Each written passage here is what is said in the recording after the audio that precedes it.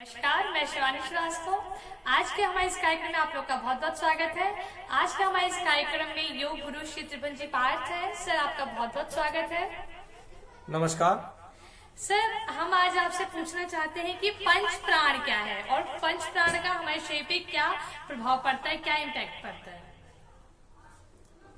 पंच प्राण जो आयुर्वेद का मुख्य अंग है, महर्षि चरक कहते हैं कि संपूर्ण शरीर को ये प्राण ही धारण किए हुए है।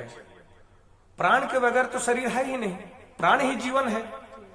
तो प्राण को ये जानना जरूरी है कि प्राण को भिन्न भिन्न भागों में, भिन्न भिन्न स्थानों में विभक्त किया गया है। इस पर बहुत रिसर्च करके हमारे महर्षि चरक जी कहते हैं कि प्राण को 5 भागों में बांटा गया है। प्राण, अपान, व्यान, उदान और समान। और 5 प्राणों का 5 और उप प्राण है, उसकी चर्चा हम बाद में करेंगे। पहले ये 5 प्राणों का स्थान और कार्य जानना बहुत आवश्यक है हर मनुष्य के लिए।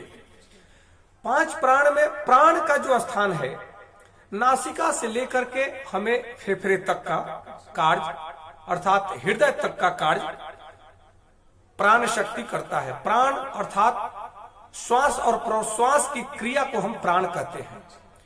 प्राण शक्ति के द्वारा हम श्वास अंदर लेते हैं और हमारे शरीर में यह श्वास अर्थात यह वायु, यह प्राण 5 स्थानों में स्थित हो जाता है और वहीं से अपने कार्य को कार्यान्वित और संतुलित और पोषित करता है।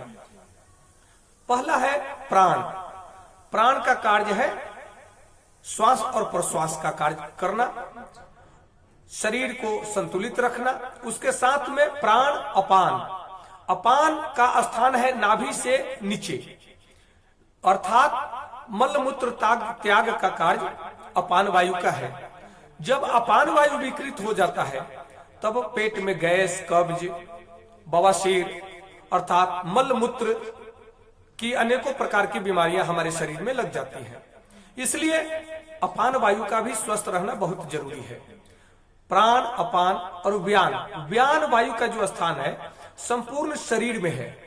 व्यान वायु के द्वारा ही हमारा शरीर का हलन चलन, ओठों का बोलना बंद होना, पलकों का झपकना, हाथ और उंगलियों का एक्टिविटी अर्थात संपूर्ण शरीर की एक्टिविटी जो है व्यान वायु के द्वारा ही संभव होता है। व्यान वायु जब विकृत होता है तब शरीर में फालिस मार जाना अर्थात अंग का कार्य नहीं करना व्यान वायु का विकृति का कारण है। इसलिए व्यान वायु को जागृत करने का हमें कार्य करना चाहिए, वो प्राणायाम के द्वारा हम करते हैं। उदान।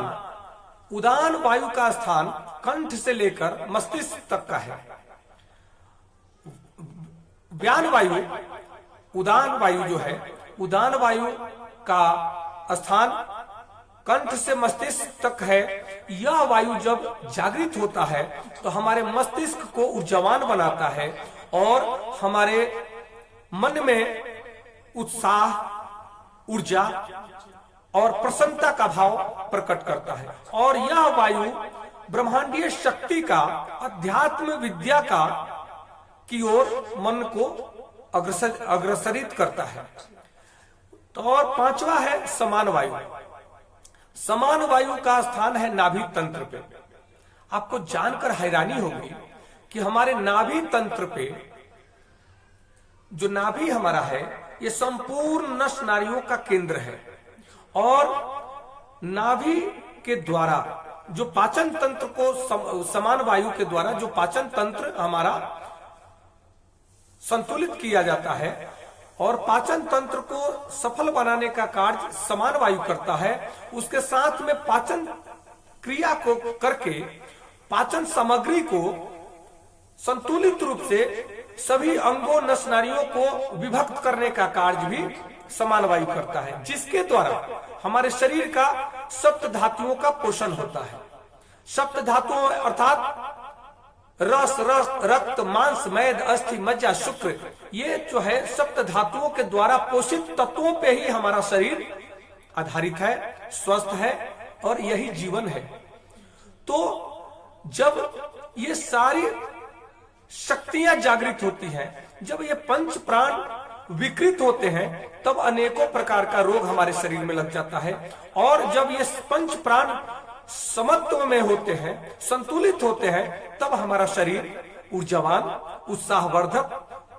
उत्साहवर्धक कार्य करने को और ज्ञान इंद्रियों, कर्म इंद्रियों को एक्टिव करने का कार्य ये पंच प्राण ही करते हैं। नमस्कार, धन्यवाद। सर बहुत बहुत धन्यवाद आपका। आज आपने हमें पंच प्राण के बारे में बताया। सर आपका बहुत बहुत धन्यवाद।